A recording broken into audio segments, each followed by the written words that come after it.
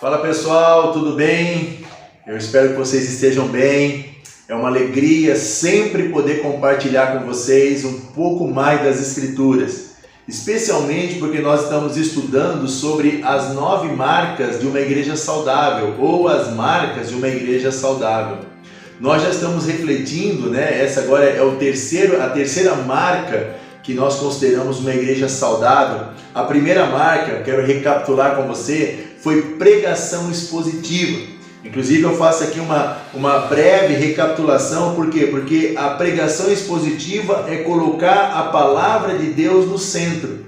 Por isso não é o pregador que vai determinar o que vai pregar, mas é a palavra que vai determinar o que nós vamos pregar. A pregação expositiva é a igreja sendo exposta às Escrituras. E eu tenho certeza que tem sido bênção demais a gente estar refletindo no livro de Hebreus.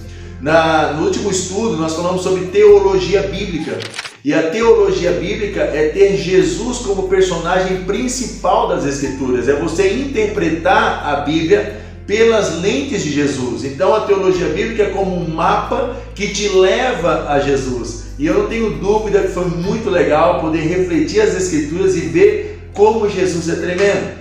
Porém agora, hoje nós vamos falar de um assunto que nós ouvimos muito, mas conhecemos pouco.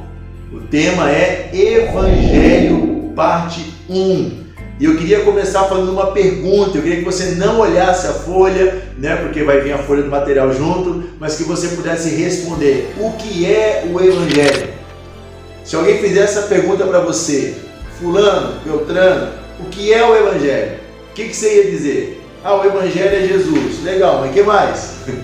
O Evangelho é amor. Legal, mas o que mais? Porque Deus amou o mundo de tal maneira que deu o seu Filho unigênito para que todo aquele que nele crê não pereça. Legal, mas o que mais? Ou seja, qual é a definição de Evangelho para você? O que é o Evangelho? E é isso que nós vamos abordar hoje. Primeiro eu quero dar uma definição que eu achei muito interessante, que um homem chamado William, e o sobrenome é um pouco difícil de ler, eu não vou ler para não passar vergonha, mas na folha você vai ler, que você que entende inglês é melhor. Mas esse homem, ele foi o primeiro homem a traduzir a Bíblia em inglês. Em 1534, ele foi influenciado por Martinho Lutero. E aí então ele traduziu a Bíblia, ele morreu em 1536 martirizado, por causa de ter traduzido a Bíblia. Mas olha só o que ele diz quando ele pegou a Bíblia no Novo Testamento em grego e traduziu para inglês. Olha a palavra Evangelho. A tradução diz, Evangelho é uma palavra grega que significa notícias boas, alegres, felizes, cheias de júbilo, que alegram o coração do homem e o fazem cantar, dançar e saltar de alegria.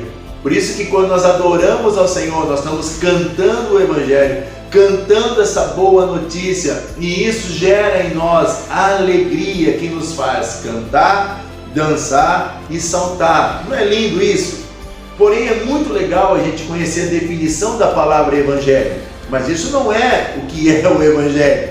Então, se a gente se aprofundar um pouquinho mais e estudar um pouquinho mais o que é o Evangelho, nós vamos perceber que desde o livro de Atos, agora estamos lendo Atos, nós vamos perceber que quando as pessoas começam a proclamar o Evangelho, especialmente Paulo, que foi o maior proclamador do Evangelho no Novo Testamento, ele usa 4 palavras, que nós vamos abordar. Hoje vamos abordar uma, na semana que vem talvez uma ou duas, e na outra semana a terceira, ou talvez sejam 4 estudos, mas hoje vamos abordar uma, que é Deus, homem, Jesus e resposta. Então sempre que quando nós vamos falar de Evangelho, falar de boas novas, ela vai estar relacionando essas 4 palavras: Deus, homem, Jesus e resposta. Nós vamos aprender mais sobre isso. Porém, para nós entendermos melhor isso, tem um livro na Bíblia, que é uma carta, que Paulo escreve aos Romanos. E especialmente nos 4 primeiros capítulos, isso fica bem claro. Olha só que interessante, que já no início do texto, ou no início da carta, olha o que Paulo diz, Romanos capítulo 1. Está aqui na folha, você pode ler, mas eu sugiro que você também pegue a sua Bíblia para dar uma sublinhada. Eu, pelo menos, gosto de fazer isso. Paulo vai dizer assim, eu, Paulo, escravo de Cristo Jesus, chamado para ser apóstolo e enviado para o quê? Anunciar as boas novas de Deus, ou o Evangelho. Escrevo essa carta. Deus prometeu as boas novas muito tempo atrás nas Escrituras Sagradas por meio dos seus profetas. E aí ele continua, você vai ler no seu pequeno grupo ou junto com a sua família, eles deixam claro aqui, depois no verso 13 ele vai dizer assim, quero que saibam, irmãos, que muitas vezes planejei visitá-los, mas até agora fui impedido. O meu desejo é trabalhar entre vocês e ver frutos espirituais, como tenho visto entre outros gentios, pois sinto grande obrigação, tanto para com os gregos como com os bárbaros, tanto para com os instruídos como os não instruídos. Por isso, aguardo com expectativas para visitá-los, para quê? A fim de anunciar as boas novas também a vocês em Roma. Pois não me envergonho do Evangelho, ou pois não me envergonho das boas novas a respeito de Cristo. Por quê? Porque são o poder de Deus em ação para salvar todos os que creem, primeiro os judeus e depois os gentios. As boas novas revelam como Deus nos declara justos diante dele, o que do começo ao fim é algo que se dá pela fé. Como diz as Escrituras, o justo viverá pela fé. Então Paulo deixa claro que a sua carta aos romanos, a intenção dele de falar com os romanos, gentios e judeus que estavam lá, é proclamar as boas novas, é anunciar as boas novas. Ele deixa claro isso. Então, o verso 17, ele deixa claro a sua intenção. A continuação, que é o verso 18, olha como é que ele diz. Assim, vou começar a falar de boas novas. Deus, olha só, a primeira palavra que ele diz, assim, Deus mostra do céu sua ira contra todos que são pecadores e perversos, que por sua maldade impedem que a verdade seja conhecida. Sabem a verdade a respeito de Deus, pois ele a tornou evidente. Como que ele tornou evidente? Por meio de tudo que ele fez desde a criação do mundo, podem perceber claramente seus atributos invisíveis, seu poder eterno e sua natureza divina. Portanto, não tem desculpa alguma. Sim, eles conheciam algo sobre Deus, mas não adoraram nem lhe agradeceram. Em vez disso, começaram a inventar ideias tolas e com isso a sua mente ficou obscurecida e confusa. Dizendo-se sábios, tornaram-se tolos, trocaram a grandeza do Deus imortal por imagem dos seres mortais, bem como os de aves, animais e répteis. Presta atenção, Paulo, quando ele começa a anunciar as boas novas, ele começa com a palavra Deus. E é interessante porque isso me remete a Gênesis 1, que diz, no princípio, Deus. Ou seja, assim como no princípio Deus, no Evangelho começa com Deus. Sempre vai começar com Deus. E o que ele deixa claro aqui? Ele deixa claro a criação de Deus, que Deus é o Criador. No verso 20 ele vai dizer que tudo que Deus fez, desde a criação do mundo, nós podemos ver claramente os seus atributos invisíveis, o seu poder eterno e a sua natureza divina. Então, a intenção de Paulo aqui é mostrar que o ser humano não está sozinho no universo. Nós não somos o centro do universo e que existe alguém que é maior e que é todo poderoso, que ele não só governa os céus e a terra, como ele governa todo o universo. E se nós olharmos esse texto de Paulo falando aos romanos, hoje, imersão challenge de hoje, que está Atos 17, tá? Falando sobre Paulo em Atenas. Hoje estou falando de segunda-feira, tá? Olha só que interessante, a estrutura de Paulo anunciando as boas novas para os romanos é a mesma de Paulo anunciando para os gregos. Olha que interessante, está lá em Atos capítulo 17, do verso 19 ao 26, diz assim, ó. Então levaram Paulo ao conselho da cidade e disseram, pode nos dizer que novo ensino é esse? Falando das boas novas.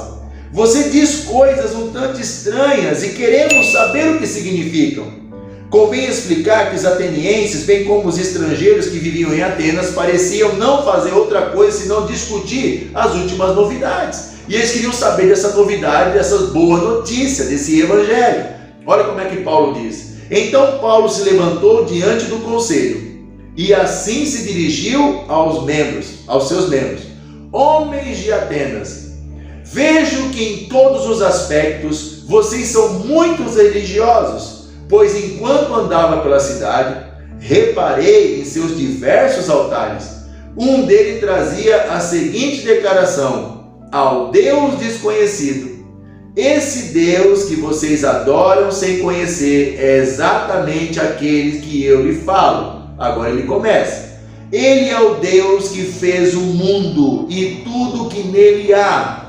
Uma vez que é o Senhor do céu e da terra, não habita em templos feitos por homens e não é servido por mãos humanas, pois não necessita de coisa alguma. Ele mesmo dá vida e fôlego a tudo e supre a cada uma sua necessidade, ou supre cada necessidade.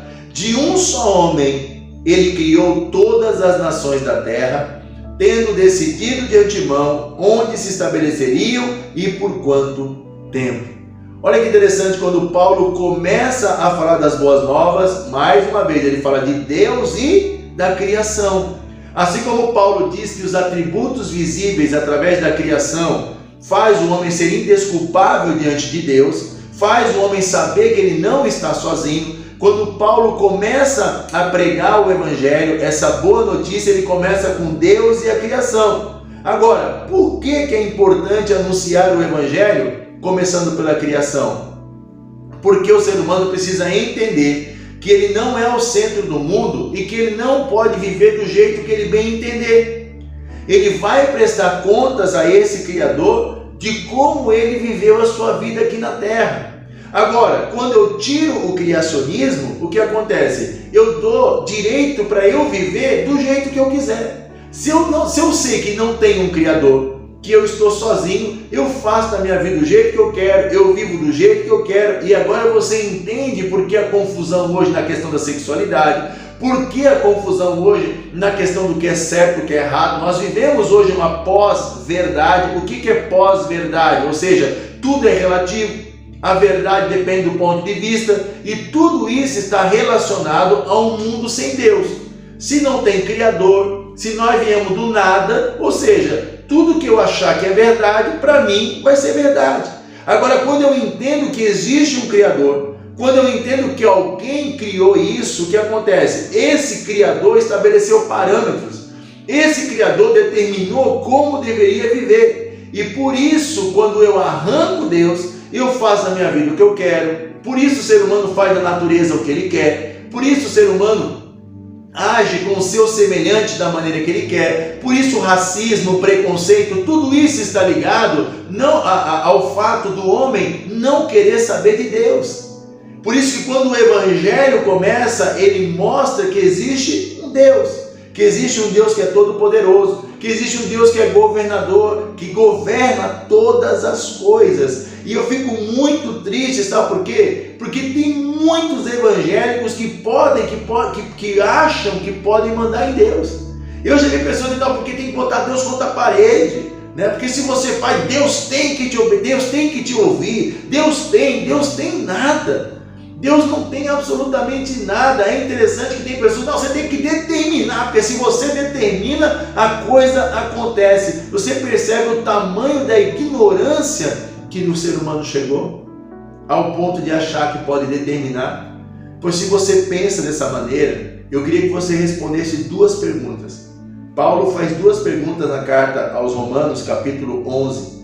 O verso 34, ele vai dizer o seguinte: pois quem conhece os pensamentos do Senhor? Quem sabe o suficiente para aconselhá-lo? E a minha pergunta para você é: você conhece a Deus o suficiente para dar conselho a Ele? Segundo, quem lhe deu primeiro alguma coisa para que Ele precisasse depois retribuir? E a pergunta é: você deu alguma coisa para Deus primeiro, para que Deus deva alguma coisa para você? Bom, a minha resposta a essas duas perguntas é um sonoro não. E eu acredito que você também vai responder não.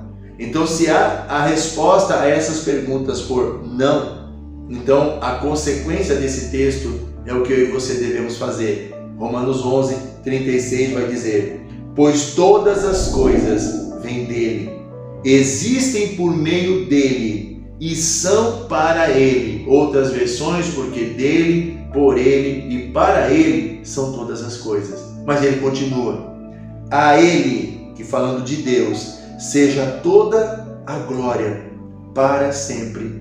Amém. Deus é o Criador, Ele é o início de tudo, inclusive do Evangelho. E aí, o que você achou desse estudo? O que você achou desse tema? Vamos falar um pouquinho mais sobre Deus? Na semana que vem, nós vamos falar sobre homem. Você tem um ótimo pequeno grupo, se prepare que coisas boas estão vindo, não falte nesse culto de domingo, de sábado, que vai ser uma bênção. Deus abençoe a tua vida e até sábado, se Deus permitir.